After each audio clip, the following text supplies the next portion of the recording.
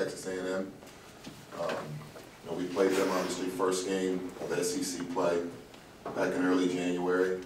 I think both our teams are different right now. I've been really impressed watching Texas A&M develop their development over the course of the season. I think they sit at 11-5, 11-6 right now in conference, and playing good basketball. What's impressive about them is really good defensively. You look at their numbers, one of the best in the league at guarding either 2-point or 3-point field goals. I think they lead the league in rebounding, so we're going to have to do a great job of finding quality shots and taking care of the basketball, keeping them out of transition. And then they've got a variety of guys that have stepped up for them from an offensive standpoint. So defensively, it'll be a great challenge for us. So looking forward to the game tomorrow. Thanks, Coach. Go ahead and take questions. Start with Matt, and we'll go to Cecil. Just in terms of them being different, what sticks out as being different about them? Well, last time we played them, they didn't have Jones. He's their second leading scorer. I think Caruso's been a lot more aggressive offensively. I think he's scoring the ball at a higher clip. House has really established himself over the course of the season in terms of what he's doing. And then they've got, they play 9, 10 guys, so they've got different guys that do a great job in their role as well. Let's go back to Cecil. Coach, obviously Tuesday was an emotional kind of game, not just one that got away from you, but an emotional one for the seniors. How have they bounced back at practice this week? They've been good. Our guys are resilient.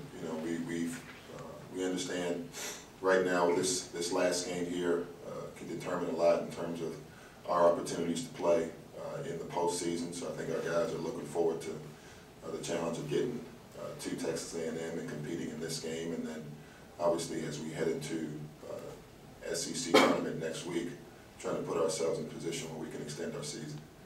Let's go to Stan. We'll go over to Mark. Coach, you mentioned that you missed Jalen Jones the first time around. Talk about what makes him so effective as a player and how they're different with him in there. Well, we haven't played him yet, but just watching him on film, he's got the ability to score the ball in and around the post. He's very active. He's got the ability to step out and shoot the jump shot. They look to him quite a bit. You can tell that he's a really important part of what they're doing from an offensive standpoint. It'll be a different group than we saw the last time without him. Other questions? Let's go back over to Cecil. With Ricky out, with Shannon out, obviously you got sort of limited. Will Dakota continue to play a role and in the rotation? Yes, yeah, Dakota definitely will have opportunities, increased opportunities. The thing we've talked about that we've got to be able to do. I felt like the other day against Ole Miss, Jimmy in foul trouble, Redden out for a little bit, having to keep Levi, I think, on the floor for about 39 minutes. I think Coop got a little bit more of a break there. We've got to be able to extend the minutes of some of our other guys in terms of what we get off of our bench. So I think as many guys as we can, we're going to try to use them, and everybody's got to be ready to go. And that's the thing we've talked about for the last couple of days. And did you ever determine what Redden's situation was? Was it something that's happened again? I think it's just some people are prone to nosebleeds, and I think it's something that he's had to address on a couple of occasions, either in practice or other games. So it's just something that happened, unfortunately, at the wrong time for us.